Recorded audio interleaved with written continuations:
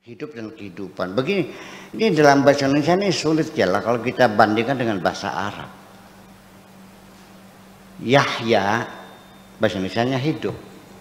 Ya'ishu, hidup. Padahal beda di sana tuh. Kalau Yahya itu kehidupan yang bernilai, kehidupan yang sukses, kehidupan yang bermartabat. Kalau Ya'ish itu masih bernapas. Makan asal makan. Kalau binatang itu Ya'ishu, kalau manusia itu Yahya. Makanya ketika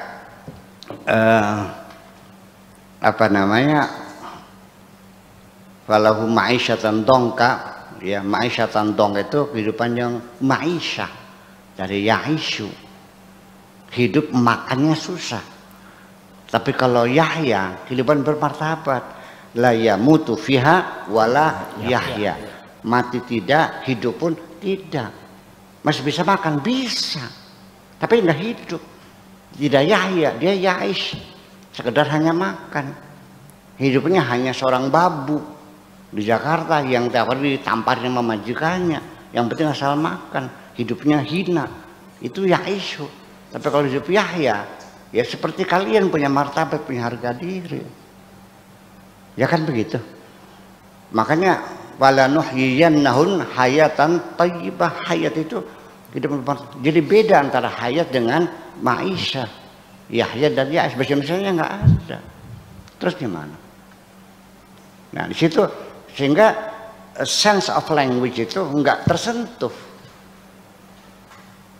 Iya kan?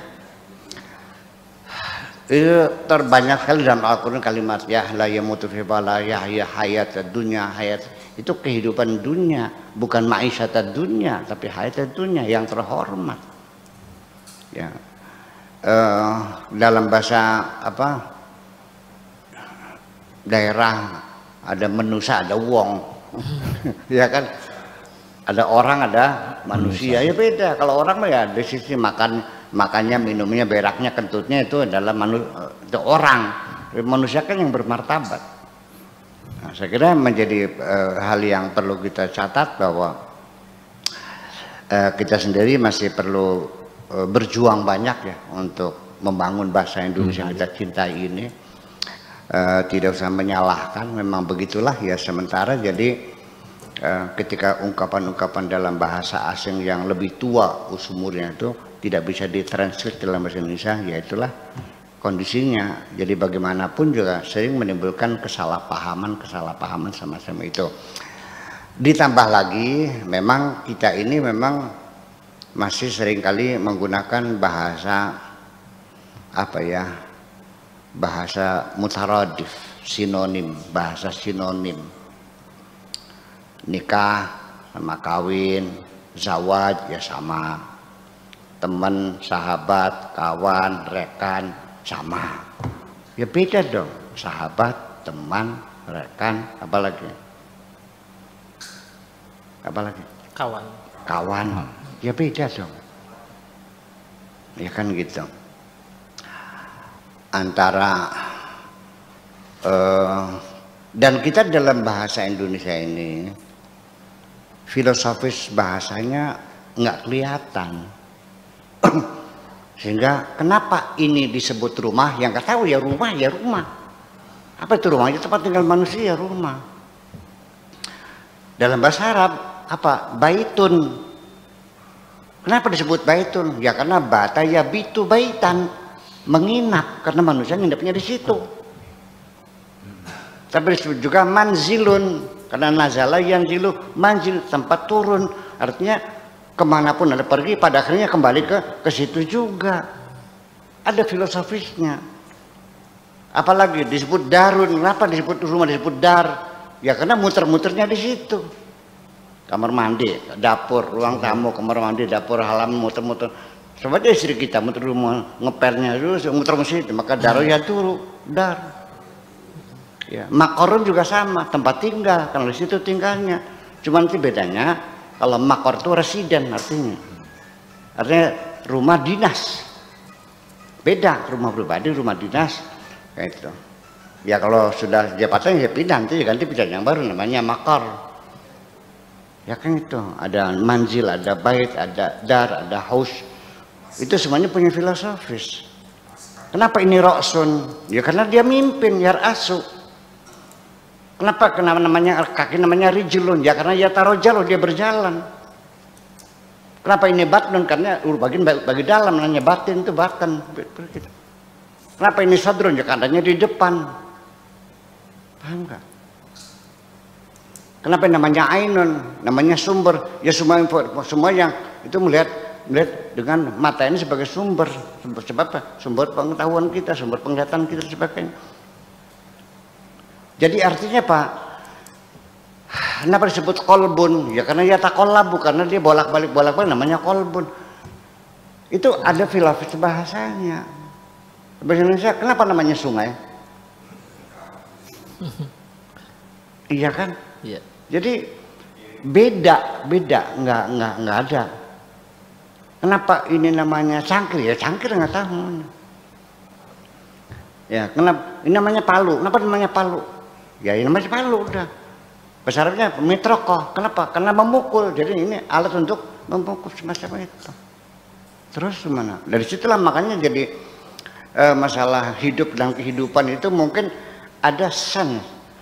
Cuman ya ketika dalam bahasa Indonesia ada mentok akhirnya. Ya karena tidak ada pepadan yang isu mana, yang Yahya, yang mana semacam itu. Saya kira seperti itulah kira-kira. Jadi ketika kita untuk mengungkapkan perasaan, ini juga di sini ada satu masalah di bait berapa tuh? Saya ini punya kesulitan untuk apa? Tidak bisa terkomunikasikan ya. Coba ingat enggak? Ini kita ini gitu.